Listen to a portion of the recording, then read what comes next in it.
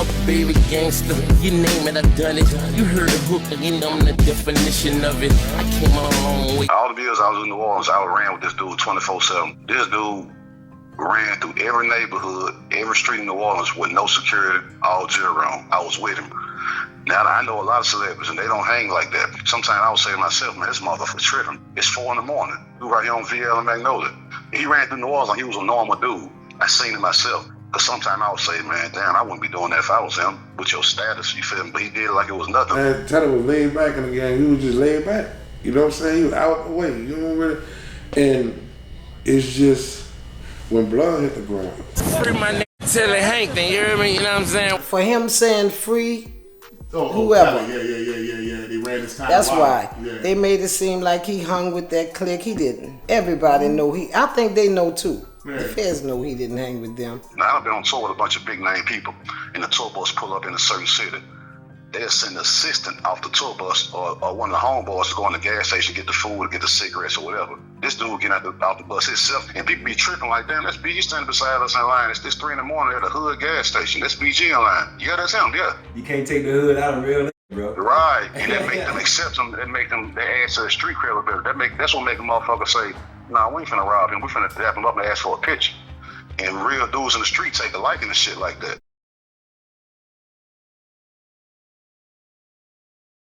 Central City, New Orleans, Josephine Street to be exact, has a history of being a high violent crime area where not many outsiders are welcome. 16, 17, slinging 9 from that Josephine, do that now for me. Once heavily infested with drugs and murder, Josephine Street went down in the history of old New Orleans as a dangerous place to be. But between the early 1990s and late 2000s, it became a family neighborhood. In the 1900 block of Josephine Street, just about everyone is family. The Hankton family. Federal investigators say the Hankton family ran the illegal drug trade in Central City, New Orleans for 17 years. An operation that started in the early 1990s by George Cup Hankton. Cup was a drug lord that ruled the city's drug trade from his 17th Ward Holly Grove neighborhood for years, and in 1991 played a major financial role in the launching of Cash Money Records to the world. 9 years the elder, Cup would mentor younger cousin Telly on the ins and outs of the drug game, and by 18 years old, Telly, a few cousins and friends had joined the organization. Telly grew up on Josephine Street where he began his criminal activity. He was the only child in a large family that was well known before the 90s, and everybody knew of them and their street reputation. The Hankton family. The Hankton family. The Hankton. The organization frequently purchased and sold crack cocaine, heroin, and marijuana.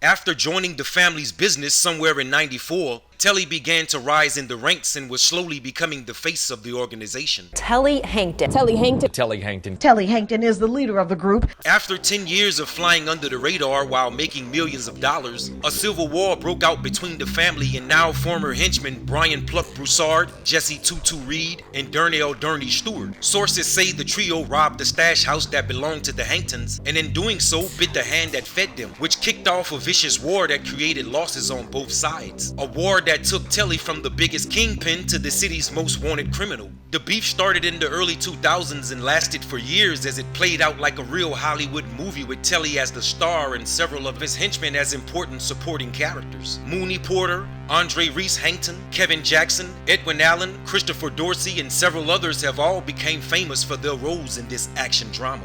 They say I'm guilty by association. Once the beef got started, Telly and his team was full throttle, getting at Pluck Broussard and his crew on several occasions, but unsuccessful in their first few attempts. Although the Hanktons were the aggressors in the war, the opposing trio was still in it, and in December of 2007, they caught up with the Hanktons' top dog, George Cup, who was gunned down at a car wash in the 17th Ward. Tutu and Durney Stewart were the only two suspects in Cup's murder, but were never convicted and were released from jail before there was a trial. What they doing? Taking him to jail?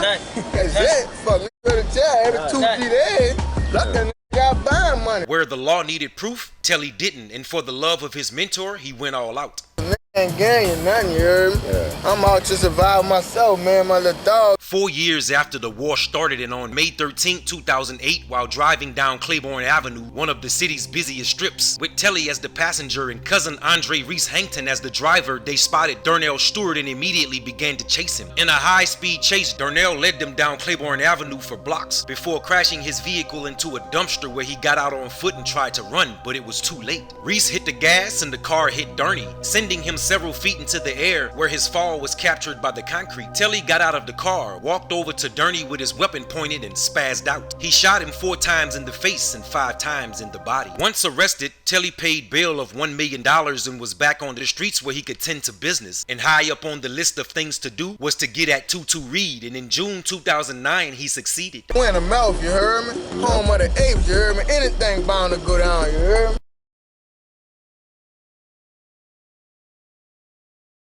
Telly Hankton, Edward Allen, Kevin Jackson, and Telly's #1 go-to disposal guy, Walter Mooney Porter, all had their hands in on killing 22 Reed. But this time, Mooney Porter's name would stick out the most. Sometimes called Urkel, Mooney Porter grew up around Valance and Ferret Street, where he became fluent in different avenues of crime, including the bank robberies of 2 Capital One branches that totaled $134,000 in stolen cash. He was a cowboy that never got caught without his 2 pistols, and on the day Telly and his gang caught up with 22, there was 50 bullet shells found at the crime scene that came from Mooney's gun alone, something the law wouldn't find out until BG rapped about it. The same verse that told who Mooney is the same verse that implemented BG as an official member of the Hankton's crime family. I keep the bullets around, keep them bullets around. Nigga get hit 50 times and my nigga Mooney around. With the disposal of 22 Reed and Darnell Stewart, Telly and his crew had won the war but was still fighting the battle, which now included witnesses, evidence, and court trials. When Telly was arrested in 2010, it came out that the Hanktons had built a $43 million narcotics empire from a Josephine Street sidewalk. All of Telly's business was now public news.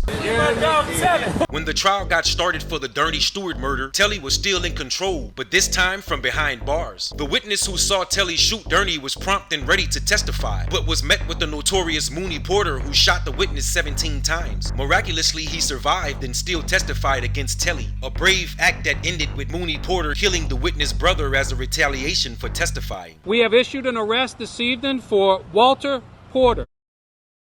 Yeah, they waited for me to leave the daiquiri shop. When they pulled us over, they found 3 guns in the car, and as of right now, none of mine. To real New Orleans street figures like Telly Hankton and Mooney Porter, he was known in the hood as Lil Nooney and had their respect as a young ape growing up in such a jungle. He's the younger cousin to BG, and by the age of 15, he was the youngest member within BG's Chopper City Guerrilla Gang, a position earned through pure talent and trusted by the G Code. I ain't telling, I never, if them laws come and get me, I'ma sit my ass in jail, nigga. I'm never telling, I'm never bending, I'm never folding. The law can got me for a murder, ask me what I told them. You on our block, plenty to get died on this mother block right here, homie. Please believe it. Who that up? Problems we got this. Ain't nobody. That's Fetty. That's Fetty with the 2 FAs. I got this going. Where did Chopper City come from and what is it? Valance and Magnolia. Valance and Magnolia, homie. You right in the middle of it, you feel me? When I first came to New Orleans, bro, that's where I first started riding around trying to get some view from. Yeah. I didn't know nobody else there, but I'm knowing this BG neighborhood. Let me just circle through this motherfucker and see can I find somebody. Valance and Magnolia. The Birdman used to stay down there, baby, but he don't stay there no more. Valance and Magnolia is in the 13th ward uptown, and you got nothing but drugs and everything going on Valance. Like, real hoods together. It's like our section. Before everybody started talking about AK-47, that's the guns that they was playing with. The nickname up for it is a chopper. Everybody that was somebody in the hood had a chopper, not just BG. BG pled guilty today to gun charges. He possessed guns, despite being a 3-time convicted felon. He go the craziest shit about that. He got arrested a few days before his major album release party for the Too Hood to Be Hollywood album. So the album release party was on a Friday for Too Hood to Be Hollywood. Everybody was coming to town for this BG release party, and this was on a Friday right here. You follow what I'm saying? He went to jail on that Monday or that Tuesday. I forgot which day. That Monday. It was earlier that week, Monday or Tuesday. That's when he got caught with, when him and his people got caught with the 3 guns riding in New Orleans East in the Fed case. You know, I'm from out the East. I didn't make it in the club, but they was there already. You know who was there with him. when I pulled up, they was leaving. You know what I'm saying? So when they was leaving, I watched the police. You know, I saw the police pull him over and shit. I called my mama, like, man, I think the police got dogging him on the bridge. Yeah. And so that was the last time he was free? That wasn't the last time he was free. He bonded out. You know, he fought that charge like a year before the feds came grab him. That was the last time he was free. They just can't grab him out of nowhere. The following week, it hit the internet. The BG is locked up on gun charges, but really he was already out by then. It's just the news and hit the internet until a week later. You follow what I'm saying? And luckily for us, that news then spread the week of the release party, because we would have had to try to explain that. Right. You follow what I'm saying? And luckily it came out a week later after he was already out. If I ain't a hot party, I don't know who is. If I don't co-sign for you, then you don't exist. Nah, we gotta go down and spoil the greatest. Everything after this group here is imitation, nigga. It's no hate and it's only the truth. Nobody can do it quite like we do. When he got out, on bond from that, the U.S. Marshals popped up at the office while we weren't there leaving business cards or whatever, you feel me? So I kind of knew then where the situation was going. My birthday in January, I think this shit with him happened in like February or March. So we was out there, he came see me for my birthday. And then that shit happened. So I was really fucked up, like. Well, the BG Fed case started at, we relocated to Detroit, Michigan after Hurricane Katrina. You follow what I'm saying? We set up shop up there. And when he got to Detroit, he caught 3 different gun cases up there in Detroit within a month span. Okay. He was able to make bond on those and go to court and eventually get them dismissed. But I think that's when the feds first started watching right there. That's when the feds first started watching. It started way before he went to jail. Like, me and him were riding cars, bro. You know, we was in my silver car. Everybody know I had a silver car. I ain't gonna say what kind, but we riding my car, man. Come on, man. What type of unmarked follow you from Canal and Broad to motherfucking Jefferson and Orleans? Turn for turn. As soon as, like, we get where we about to go, the motherfucker turn off. Each time we had to fly to town for a concert, we would always get stopped in the airport for that random search. For some reason, every city we went to, every layover we had, every city we went to, we always got the random search. That's when I knew it's going down. Them bitches in somebody's business. You hear me? And this car so happens to be mine, so it ain't my business now. And then when the feds actually picked him up, that's when we found out that he was on the investigation in New Orleans because it's where he's from, in Detroit because we lived there, in Atlanta because he moved to Atlanta, and in New York because he was going to New York for the record label shit. Where did they pick him up from? They picked him up in New Orleans. He was on the federal investigation in 4 different cities. And once we found it out later on, that's when I say to myself, damn, that makes sense why we kept getting stopped in the airport all the time. That wasn't no fucking random search. That was the feds right there. And God can tell you the same shit. God can vouch for that. Local rapper BG pled guilty today to gun charges. Dorsey will remain behind bars. Damn, now tell me that ain't fucked up. All the streets on the Fed bus cuffed up. I couldn't quit, bro. Like, them bitches indicted Jizzle, bro. And we was still under the microscope and shit like that. I couldn't hustle. I couldn't do nothing. So they was watching everybody? Yeah, man. You think the motherfucker gonna come around and just watch him? In 2009, BG and 2 other Hankton crew members were pulled over in New Orleans East in a stolen SUV with several stolen big guns and lots of ammunition. By the time his trial started, the federal law already had BG phone recordings of him and Mooney Porter having conversations about inside jobs that had been pulled by the family. BG was sentenced to 14 years. That vehicle not stolen.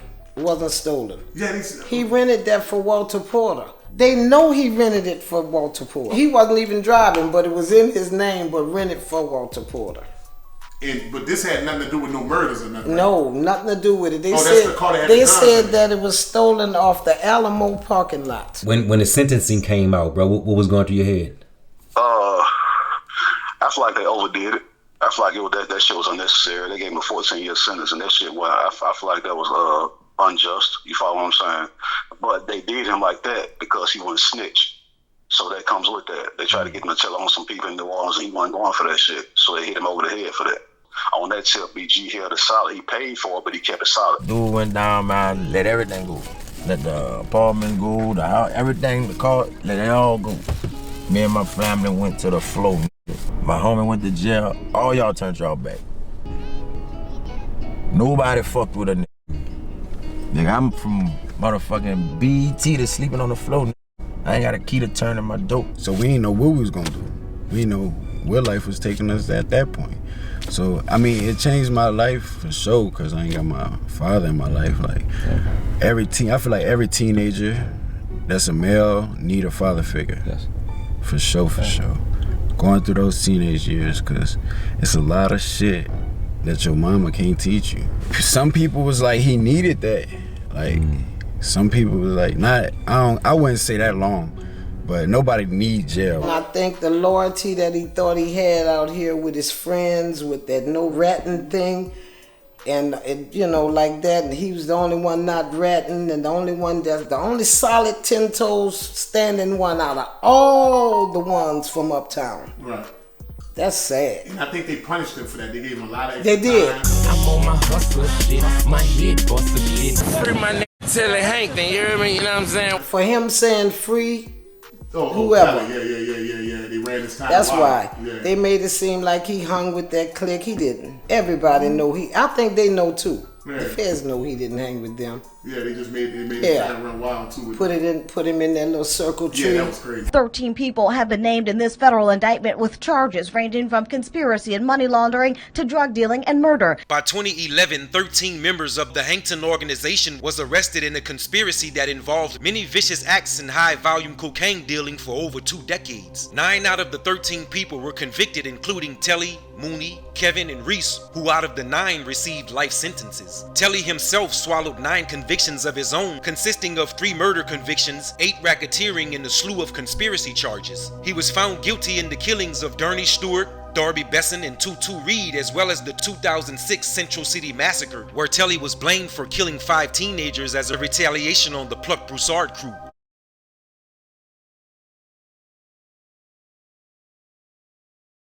A man once described as one of New Orleans' most dangerous criminals is now the center of a federal indictment. 36-year-old Telly Hankton. With charges ranging from conspiracy and money laundering to drug dealing and murder. The government says Telly Hankton is the leader of the group. Free Telly Hankton, man. Free Telly, man. Telly, that's my brother, man.